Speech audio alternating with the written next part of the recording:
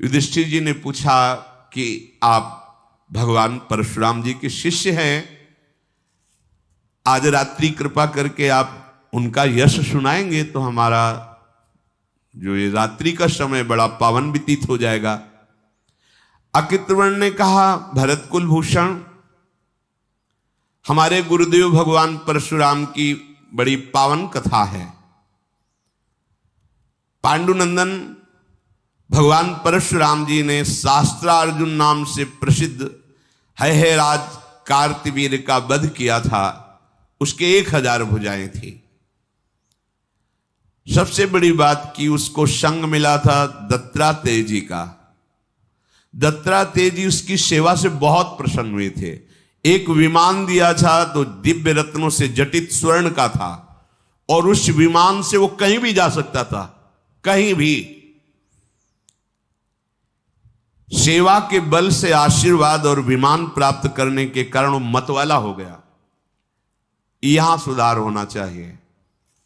जब हम किसी भगवत प्रेमी महात्मा संत या किसी योगी आदि का आश्रय लेते हैं तो उसमें भगवान की विशेष कृपा होती है, क्योंकि बिना कृपा के ऐसा संग मिलना कठिन होता है।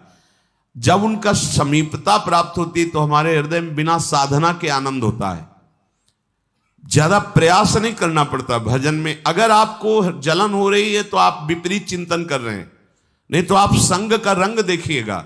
बिना प्रयास के आप विषयों पर विजय प्राप्त कर लेंगे, आनंद की अनुभूति होने लगेगी, पर आपको अभिमान हो जाएगा। यहां सुधार। इसीलिए गोस्वामी जी ने कहा, गुरुपद पंकज सेवा तीसरी भक्ति अमान। गुरुदेव के पास, महापुरुषों के पास अमान होके रहना अत्यंत आवश्यक है। नहीं तो आपकी साधना जहां अच्छी से हुई तो आपको लगने लगेगा कि किसी की जरूरत क्या है, मेरा भजन कहीं भी कर लेंगे। आदि आदि कई तरह की बातें आने लगेंगी, जिससे फिर आपका जो भजन है वो विपरीत दिशा की तरफ होने लगेगा। अर्थात चिंतन फिर अहंकार के कारण संसारिक होने लगे, फिर पतन हो जाएगा। इतने बड़े महापुरुष दत्तात्रेय जी जैसे अवधूत की सेवा करके उनको प्रसन्न कर लेना, एक दिव्य विमान प्राप्त किया, अपरिमित 88,000 वर्ष तक जवान रहकर विषयों का भोग किया है। 88,000 वर्ष तक। अब उसको अभिमान हो गया। बस यही सुधार होना चाहिए। प्राय ऐसा ही देखा गया। गुरुजनों की हेतु की कृपा तो फिर ये लगने लगता है कि मेरे से ये सुरक्षित हो, मेरे से ये चल रहे, ये भ्रम हो जाता है। नहीं भाई, तुम सुरक्षित उनसे हो। जब कभी हम कहते कि भ्रम मत करो, भ्रम मत करो कि हम लोगों से गुरुदेव सुरक्षित हैं, हम लोग गुरुदेव को सुख पहुंचा रहे हैं, ऐसा भ्रम मत करो। अगर वो सेवा ले रहे हैं तो आपके ऊपर कृपा कर रहे हैं। अगर वो आपको कोई भी सेवा दे रहे हैं तो आपको दुलार कर रहे हैं। पर वो समझ में नहीं आया तो अहम प्रकट हो गया।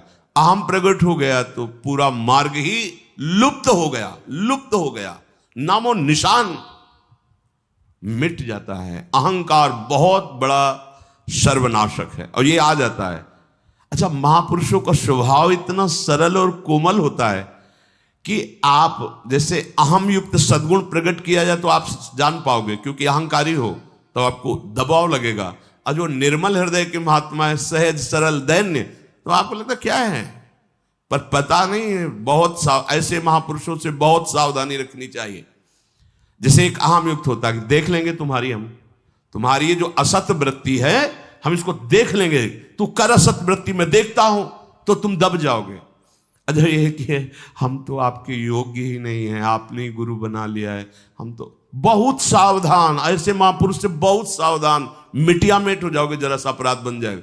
हमारे प्रति ऐसा गुरु सम्मान प्रति शब्द बोल दे तो तुम्हें प्रायश्चित करना चाहिए कि मेरे से कोई अपराध बन गया। अच्छा नहीं, आपकी तो बड़ी कृपा है, आप बड़ा सहयोग करते हैं, आप बड़ी सेवा, तो आपको ऐसा लगना चाहिए कि मानो कोई हमने ब्रह्म हत्या कर दी। ये इतना बड़ा अपराध कैसे हो गया कि गुरुदेव ऐसे वचन, तब सुखी होना।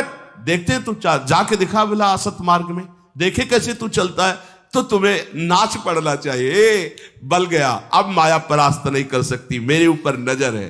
पर महापुरुष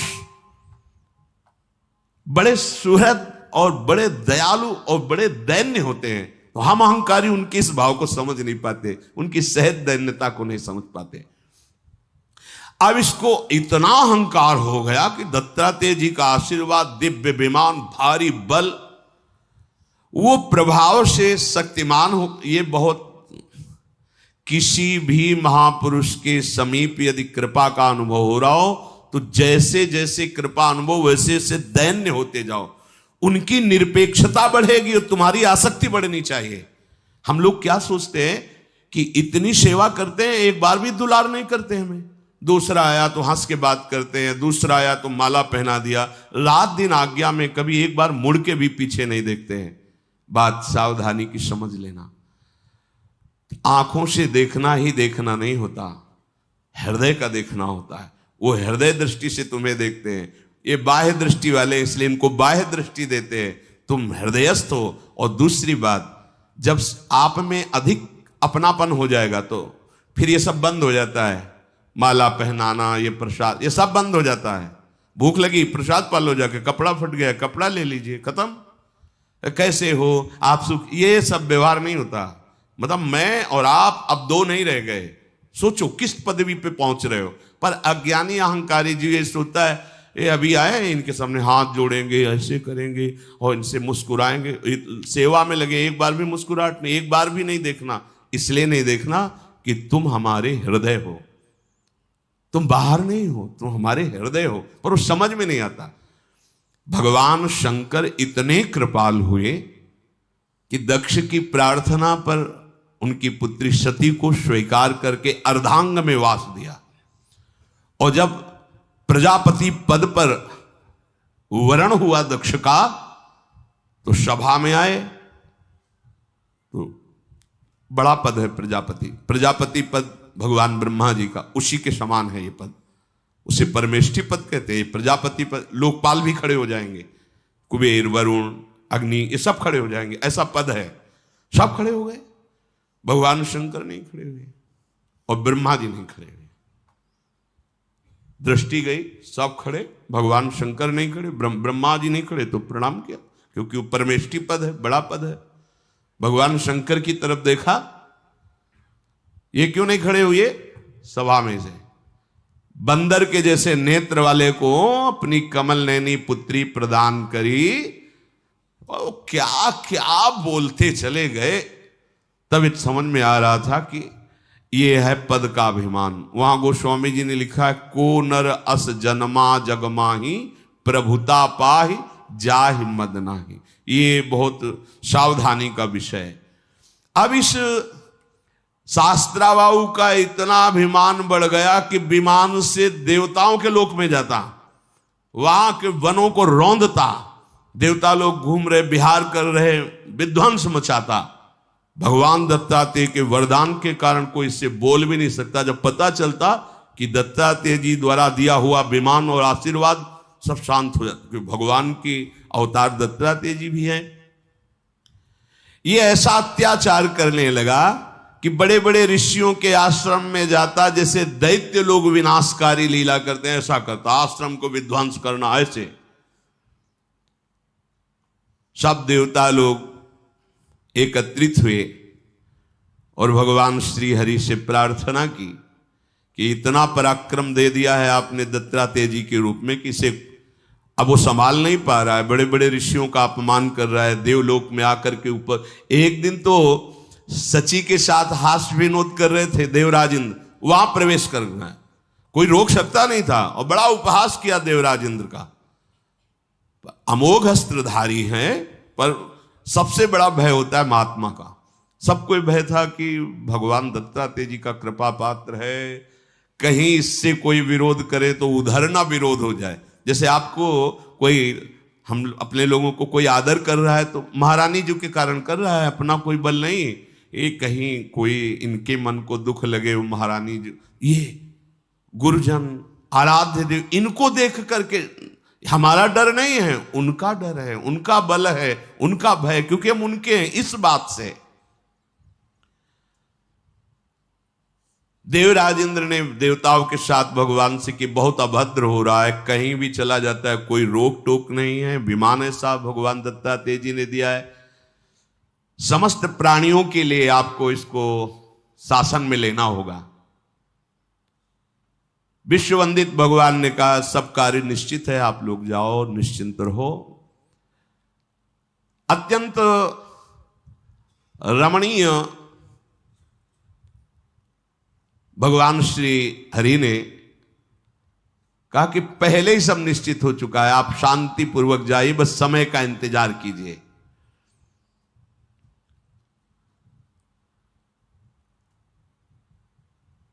देवताओं ने कहा प्रभु आपने ऐसा कह तो दिया, पर थोड़ा तो हमें संकेत कर दीजिए कि जिससे हमें पता चले कि इसका बल इतना बड़ा हुआ है, कौन कब प्रकट होगा, कैसे, तो हम उतना धैर्य तो धारण करेंगे। तो उन्होंने कहा कि एक महाबली राजा इस समय भूमंडल पर शासन करते, जिनका नाम गाधी है।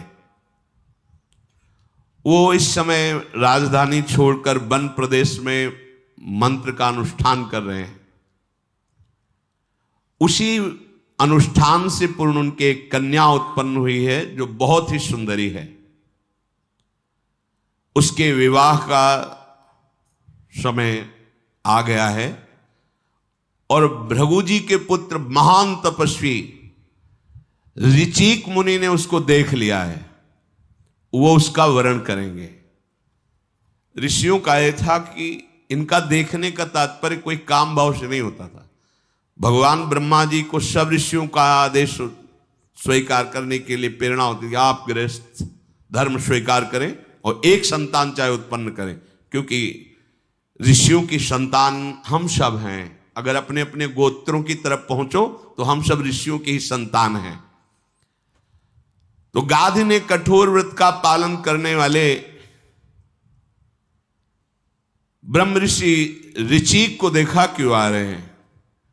ऋषिक जी ने कहा कि मैं आपकी कन्या को देखा है और इससे हम पाणिग्रहण संस्कार स्वीकार करके पत्नी रूप में आपसे याचना करते हैं। तो उनका ये तो हमारे बड़े अहोभाग्य कि आप जैसा महान भृगुवंशी ऋषि हमारी पुत्री का पति होगा। पर हमारे पूर्वजों में राजा लोग बड़े सावधान होते थे। क्या होता था कि हड्डी हड्डी, त्वचा में झुर्रियां, कुशाया बलकल की लंगोटी और लौकी का कमंडल, और मांग क्या रहे? राजकुमारी जो महलों में रह रही, ना करे तो भस्म हो जाए। उन्होंने कहा कि हमारे यहां एक नियम चला रहा है कि जो हमारे पुत्री को लेगा उसको शुल्क देना होगा। उन्होंने कहा हाँ बोलिए क्या शुल्क है? विचार किया कि ऐसा शुल्क मांगे कि जो ये दे न सके। तो उनका हमें चाहिए कि वायु वेग से चलने वाले 1000 घोड़े, जिनका कान श्याम वर्ण का एक हो और पूरा शरीर श्वेत हो। एक कान केवल श्याम वर्ण और पूरा शरीर श्वेत का, जल में, थल में और वायु में भी चल सके। हाँ ठीक है, सुरक्षित रखना कन्या को, किसी को और का वर्ण मत कर देना, हम व्यवस्था करते हैं। सीधे एकांत हुए, वरुण देव का स्मरण किया। भगवान वरुण उपस्थित हुए। उन्होंने कहा ब्याह की इच्छा हुई है, शुल्क में हमें 1000 घोड़े चाहिए जो श्वेत वर्ण के, जिनका कान श्याम वर्ण का। महाराज हाजिर, तुरंत जल में, थल में, वायु में, अग्नि में, सब जगह सुरक्षित चलेंगे। हाँ ठीक, आ गए, ये शुल्क लीजिए। अब तो कुछ कहने का नहीं। जैसे सौभरी ऋषि के मन में आया कि ब्याह करें, तो इधर उधर नहीं गए, सीधे मानधाता के पास गए और कहा कि हमारी इच्छा हुई कि अब हम ब्याह करें। तो आप अपनी राजकुमारियों में 50 थी, किसी एक को बोल दीजिए मुझे वरण कर लें।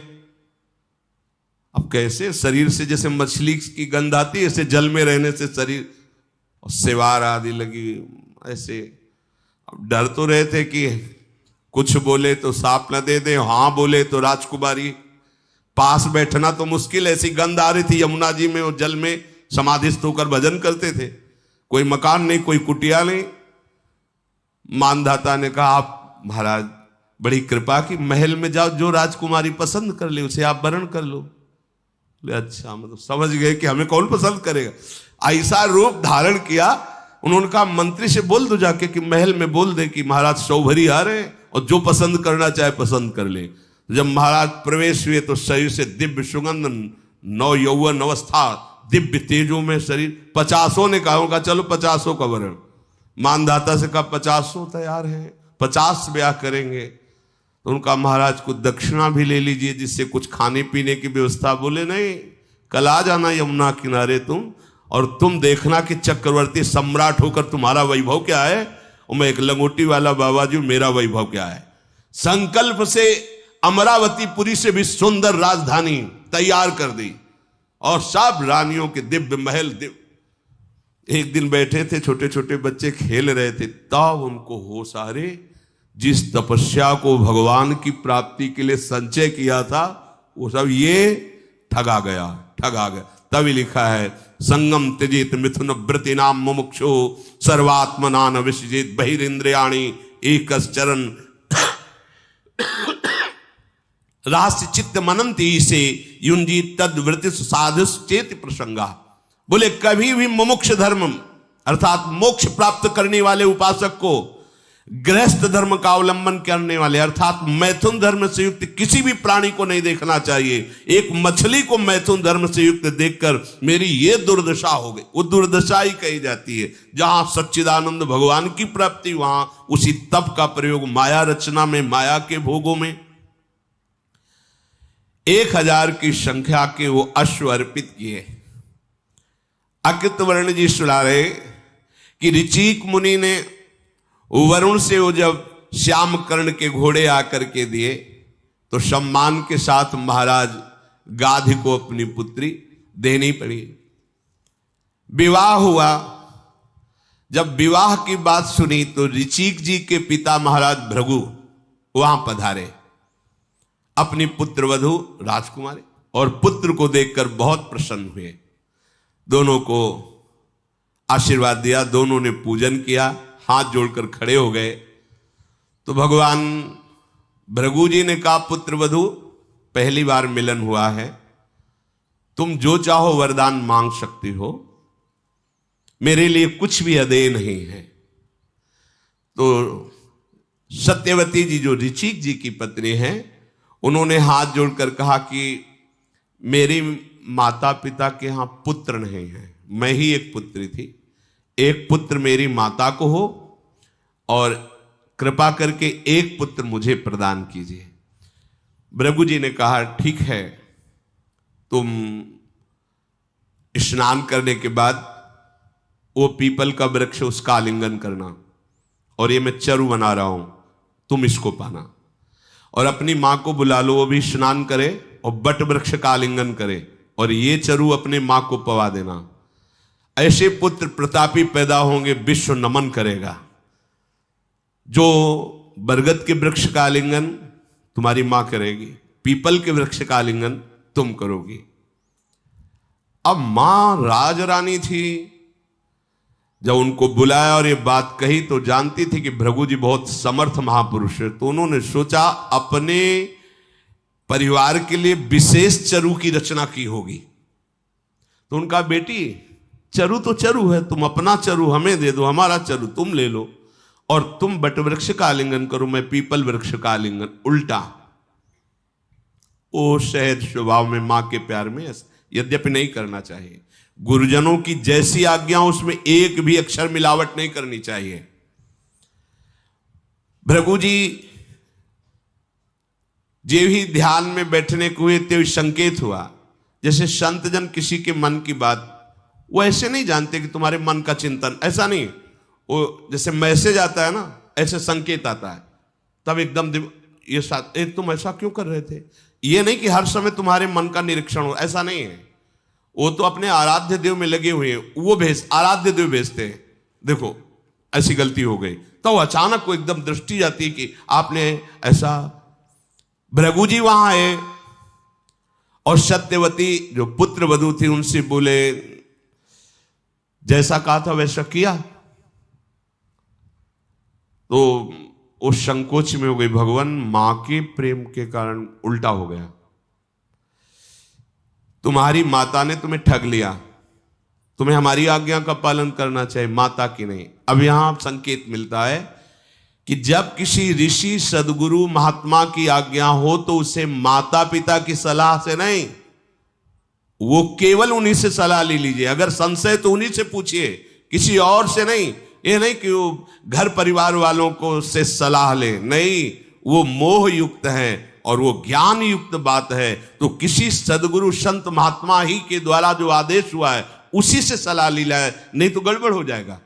अब तुम्हारा पुत्र ब्रह्म ऋषि नहीं होगा, होगा तुमसे, पर घोर क्षत्रिय स्वभाव वाला होगा, महाबलशाली होगा पर घोर क्षत्रिय स्वभाव वाला होगा।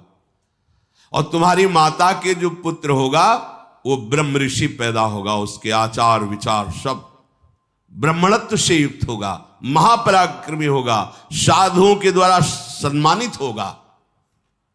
सत्यवती घबरा गई कि हम ऋषियों के गर्भ से ऐसा जो घोर स्वभाव वाला, वो चरण पकड़ ले, भगवान आप सब कुछ करने में समर्थ हैं, मैं बार बार आपसे प्रार्थना करती हूँ, गलती हो गई, अब ऐसा सुधार होना चाहिए, मेरा पुत्र घोर स्वभाव का नहीं होना चाहिए। उनका एक सुधार हो सकता है, घोर स्वभाव का तो होगा लेकिन पौत्र होगा। तुम्हारी प्रार्थना से मैं प्रसन्न, इसलिए तुम्हारा पुत्र तो ब्रह्म ऋषि होगा लेकिन तुम्हारा पौत्र जो होगा अपार बलशाली और घोर स्वभाव का होगा। वो राजी हो गई।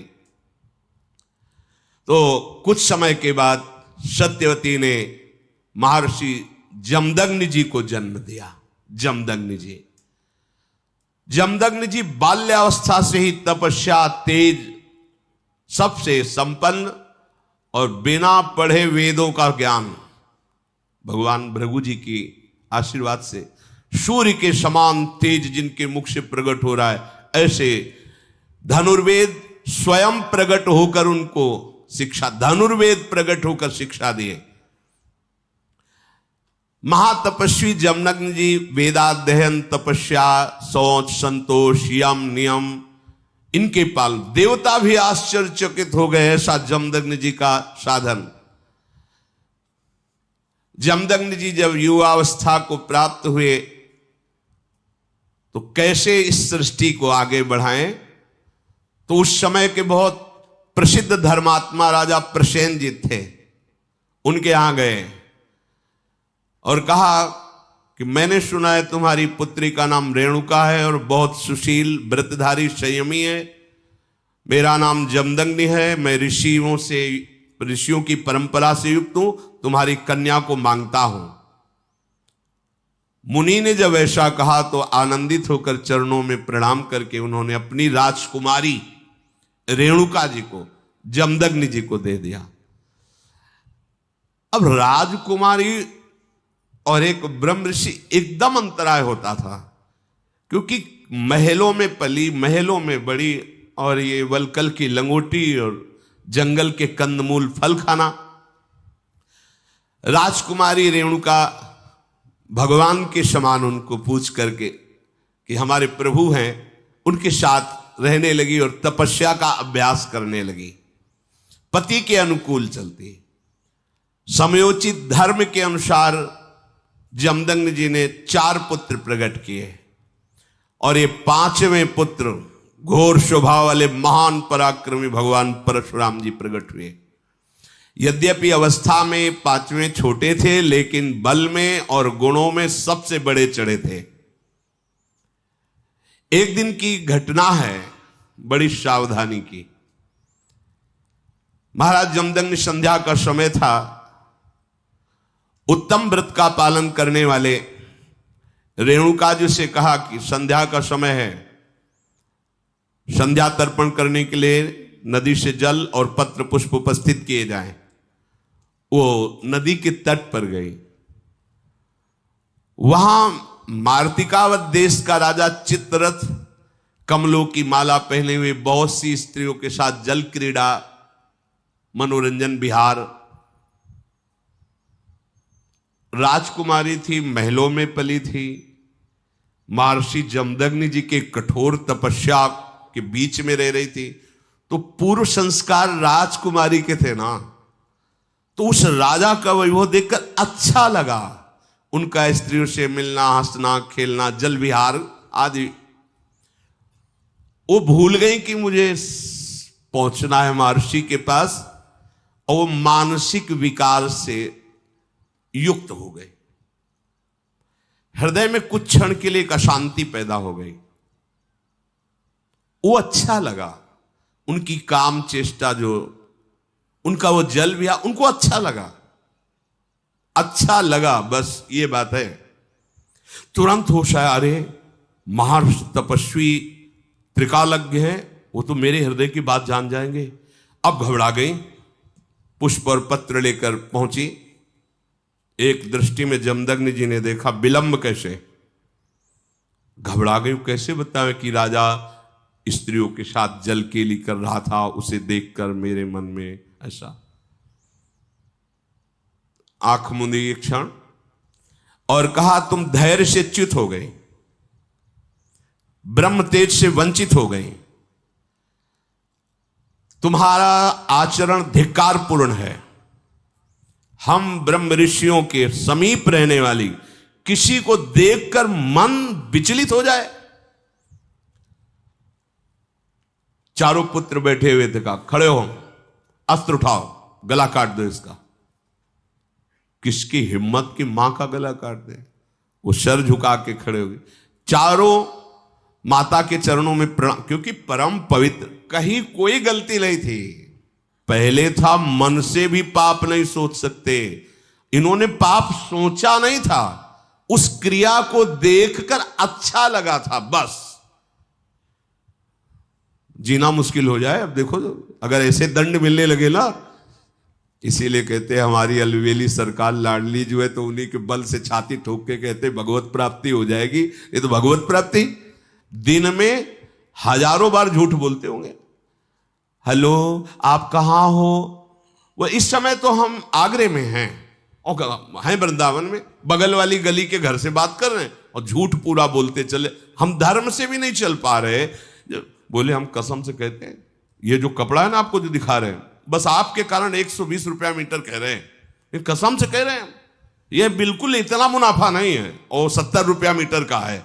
1 मिनट में कसम झूठी 30, 40, 50 रुपया के लिए खा गए। मतलब अगर जांच की जाए तो धर्म से भी चलना मुश्किल हो, फिर भगवत प्राप्ति। लेकिन चाहे जैसा दुराचारी पापाचारी क्यों न रहा हो, मेरी लाडली के गोरे चरणारविंद का आश्रय ले लिया और राधा राधा, तो इतनी अलवेली सरकार, अलवेली सी लिखा गया, अलवेली सरकार, जा माफ किया, चल आनंद भोग। श्री जी आगे उसको बढ़ा देती। नहीं तो भगवत प्राप्ति, तभी तो कहा गया अत्यंत कठिन भगवत प्राप्ति है। इस अपराध का क्या दंड दे रहे जमदग्नि जी? गला काट दो। चारों पुत्र सर झुकाकर खड़े हो गए माता के चरणों में प्रणाम करके, क्योंकि कभी कोई गलती नहीं की थी। महर्षि देखा कि मेरी आज्ञा का पालन पुत्र भी नहीं कर रहे, तो उनका जाओ विचार शक्तिहीन हो जाओ, तुम्हारी बुद्धि जड़, अर्थात तुम सब पागल हो जाओ, घूमो ऐसे ही घास फूस बटोरते।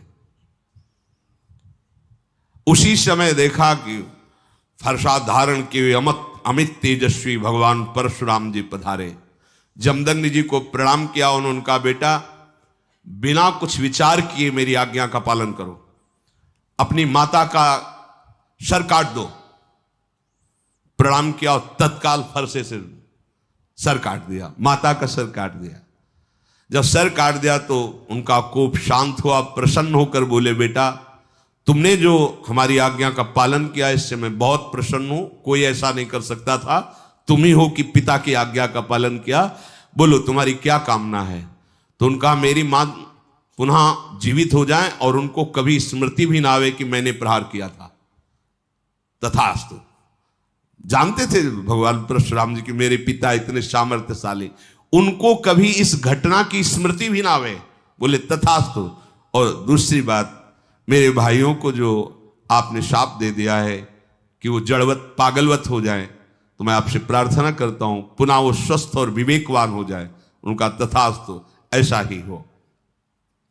महातपस्वी जमदग्नि जी वरदान दे करके उनकी परशुराम जी की जो इच्छा थी कि भाई भी स्वस्थ हो और मां भी स्वस्थ हो। उनके पुत्र आनंद मगन होकर पुनः विवेक को प्राप्त किए। एक दिन की बात है कि यह शास्त्राबाहु अर्जुन जमदग्नि जी के आश्रम पर आया। रेणुका जी ने सूचना दी कि ये राजा पधारा हुआ है जिसकी 1000 भुजाएं हैं। हाँ हाँ, राजा भगवान का स्वरूप होता है, उसका अतिथि सत्कार किया जाए।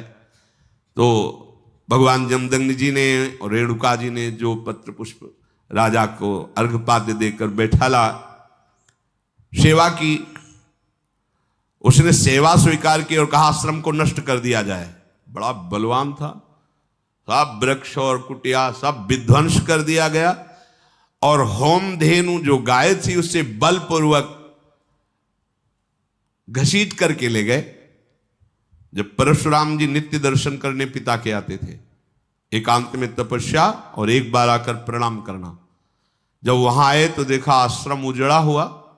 पूछा होमधेनु भी नहीं, तो उन्होंने कहा कि वो शास्त्राबाहु अर्जुन ऐसा उपद्रव करके और ऐसा चला गया है। बड़े शांत भाव में जमदग्नि जी, इतनी सामर्थ्य उसकी, ये जानते हुए कि आप ब्रह्म ऋषि हैं, ऐसा अपराध।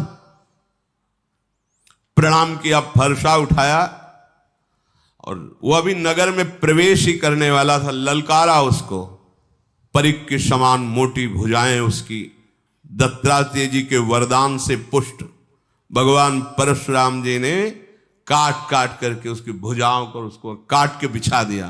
क्योंकि वरदान भी देने वाले भी वही और काटने वाले भी तो वही हैं। भगवान के अवतार दत्तात्रेय जी तो भगवान के अवतार परशुराम जी। परशुराम जी संपूर्ण सैनिकों के साथ शास्त्राबाहु अर्जुन को काट के फेंक दिया। पुनः तपस्या में जब शास्त्राबाहु अर्जुन के पुत्रों को पता चला कि हमारे पिता को परशुराम जी ने काट डाला, सूचना कि परशुराम जी इस समय कहां है, तो उनका हो तुम एकांत में तप परायण है। और जमदग्नि बोले आश्रम में, बोले पिता की हत्या का सीधा पिता की हत्या, तभी माना जाएगा कि हम बलवान हैं। अब वो शास्त्रों सैनिक लेकर शास्त्राबाहु अर्जुन के पुत्र गए और जमदग्नि जी तो शांत भाव से बैठे हुए थे। तो उन्होंने कहा कि हमारे पिता की हत्या तुम्हारे पुत्र ने की है, तो उसके पिता की हत्या मैं करूंगा। तो बस उनके मुख से इतना ही निकल रहा था, राम राम राम। क्योंकि भगवान परशुराम तो राम राम राम, परशु धारण करने के कारण वैसे नाम राम ही है। परशु सहित बड़ नाम तुम्हारा। परशुराम इसलिए कहा गया, हर समय फरसा धारण करते थे, नहीं उनका नाम राम ही रखा। तो राम राम ऐसे पुकार रहे थे। उन आताताइयों ने इतने बाण मारे कि कोई भी अंग नहीं बचा महर्षि जमदग्नि का और उनके प्राण निकल गए। परशुराम जी प्रणाम करने नित्या जब वहां आए तो देखा मां रेणुका जी रो रही हैं और जमदग्नि जी। परशुराम जी ने कहा तात, आपने तो कभी कोई अपराध नहीं किया और इस नीच क्षत्रियों ने आपको इस बुरी तरह से मारा, कोई अंग नहीं बचा जिसमें बाण ना छेदा हो। पिताजी आप तो सदैव तप के मार्ग में चलने वाले, शास्त्र सम्मत मार्ग में चलने वाले, कभी किसी जीव का कोई अपराध नहीं, तो ऐसी मृत्यु कैसे उचित हो सकती है?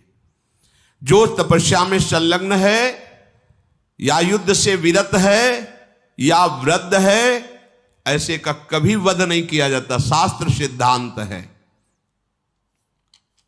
भगवान परशुराम जी ने कहा कि निर्लज्ज राजकुमार जन ये नहीं जाने कि आप वृद्ध भी हैं, तपस्वी भी हैं और युद्ध से विरत भी हैं।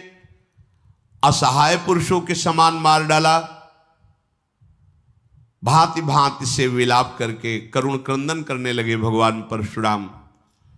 फिर मानो साक्षात यम प्रकट हो गए, ऐसे क्रोध से लाल आंखें हो गई और उन्होंने हाथ में जल लिया और कहा इस वंश का विनाश कर दूंगा, एक भी इस वंश में नहीं रहने दूंगा। क्षत्रिय शिरोमणि युधिष्ठिर जी, भगवान परशुराम जी ने जब संकल्प किया तो पृथ्वी थर्रा उठी, और हमारे गुरुदेव भगवान परशुराम ने अकृतवर्ण जी कह रहे 21 बार घूम घूम करके समस्त भूमंडल के राजाओं का नाश किया, कुल के कुल विनाश कर दिए। परशुराम अमोघ बलशाली, कुंड के कुंड रक्त से भर गए।